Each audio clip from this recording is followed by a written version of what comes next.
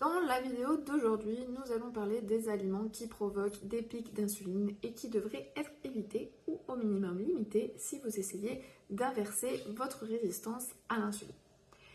Si vous êtes résistant à l'insuline, vous pouvez avoir du mal à perdre du poids, ressentir de fortes envies de sucre ou encore développer des accrochordons qui sont des petites excroissances de peau. Si cette résistance n'est pas prise en charge, l'insuline peut conduire au diabète de type 2, au SOPK, le syndrome des ovaires polykystiques, ou à certaines maladies cardiovasculaires. C'est donc vraiment important de la détecter tôt et d'agir rapidement. La meilleure façon d'inverser la résistance à l'insuline passe par l'alimentation. Mais il y a énormément de confusion autour des aliments à consommer ou à éviter, et c'est exactement ce dont nous allons parler aujourd'hui. Dans cette vidéo, je vais donc vous présenter les 9 pires aliments à consommer si vous êtes résistant à l'insuline.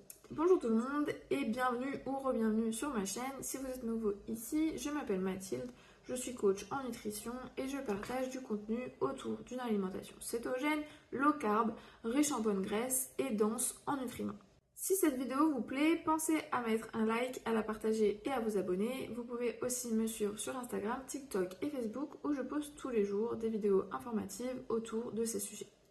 La vidéo d'aujourd'hui elle concerne les aliments qui font fortement monter l'insuline et qu'il vaut mieux éviter si vous souhaitez inverser cette résistance à l'insuline. Alors avant de commencer, je tiens vraiment à dire que changer son alimentation peut être très intimidant. Surtout quand on voit une longue liste d'aliments interdits, on se dit qu'on ne pourra plus rien manger. C'est pourquoi je trouve essentiel de mettre aussi en avant ce qui est autorisé. Alors, on va parler des aliments à éviter, mais je vous proposerai aussi des alternatives meilleures pour chacun d'entre eux. Alors, les pires aliments pour la résistance à l'insuline, commençons directement par le pain. Le pain n'est clairement pas une bonne option lorsque l'on est résistant à l'insuline et que l'on cherche à maintenir une insuline basse. Et je parle vraiment de tous les types de pain. Pain blanc, pain complet, pain de seigle, il n'y a pas d'exception. Certains ont peut-être un impact légèrement moindre, mais l'effet sur l'insuline reste significatif. Rappelez-vous, pour inverser la résistance à l'insuline, il faut vraiment la garder aussi basse que possible, le plus longtemps possible. Et je sais que le pain, c'est l'un des aliments les plus difficiles à supprimer. Pain grillé au petit déjeuner, sandwich au déjeuner, pain à table le soir, surtout quand on est français, c'est compliqué. Mais je vous promets que le changement est peut-être plus simple que vous ne le pensez. Déjà, il faut savoir qu'il existe des alternatives à base de farine d'amande qui vont avoir un impact moindre sur l'insuline, mais je ne suis pas fan pour ce genre de produit parce que je pense que le fait de consommer des alternatives au pain vous raccrochera toujours à votre envie d'en manger. Selon moi, le plus simple, c'est de supprimer son pain de ses repas. On peut très bien composer les mêmes types de repas sans pain. Par exemple, pour un burrito, vous pouvez vous pencher sur un burrito bowl sans la faritas ou le wrap autour. Pour un burger, vous pouvez opter pour un burger dans une feuille de laitue, juste avec le steak en fait, tout simplement. Ou les œufs sur un toast, et ben on opte pour une omelette aux légumes ou des œufs brouillés avec du saumon et de l'avocat. Ce sont vraiment juste des simples ajustements qui vous permettront de réduire votre insuline. Numéro 2, c'est les jus de fruits. Alors aujourd'hui, la plupart des gens savent que les jus sont essentiellement du sucre liquide. Boire un verre de jus d'orange, c'est bien pire que de manger l'orange en entier. Le jus est une source raffinée de sucre. Il est absorbé très rapidement par l'organisme, ce qui fait que vous allez avoir des pics de glycémie, des pics d'insuline, parfois pendant plusieurs heures, surtout chez les personnes insulino-résistantes.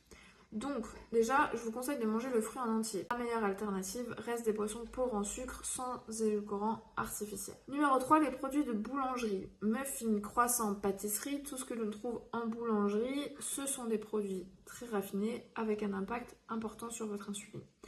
Alors, encore une fois, je sais que c'est difficile, surtout lors d'événements comme les anniversaires ou les mariages, ou encore tout simplement quand on poste devant une boulangerie, l'odeur attire, mais ce qui compte, c'est ce que vous faites la majorité du temps.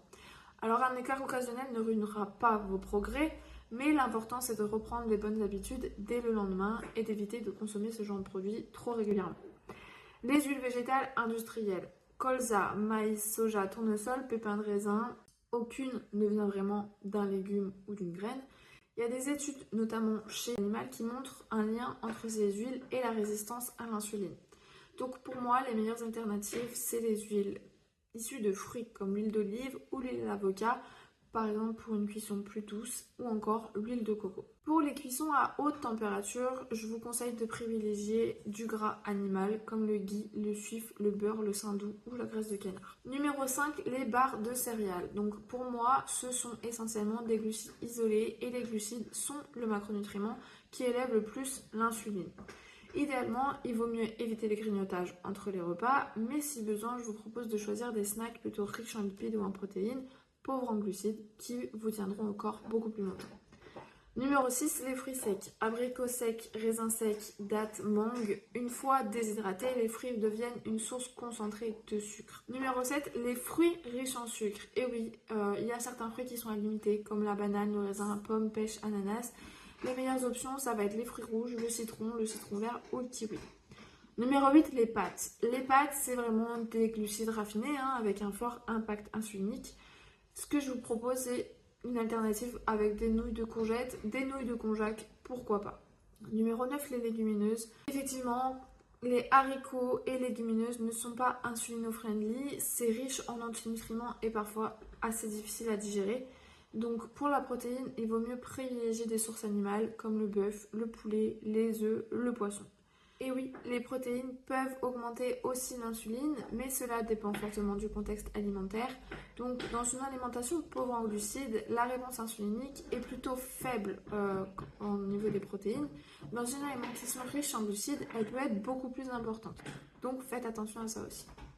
En conclusion, pour inverser la résistance à l'insuline, la clé est de maintenir une insuline basse et donc de limiter les glucides à répétition.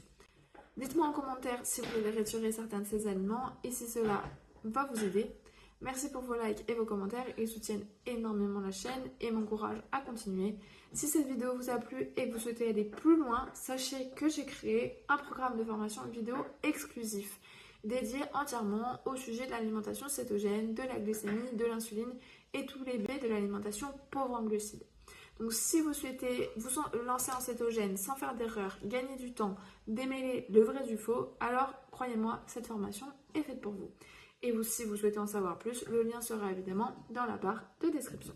Merci encore d'avoir regardé, à très bientôt pour une prochaine vidéo. Ciao!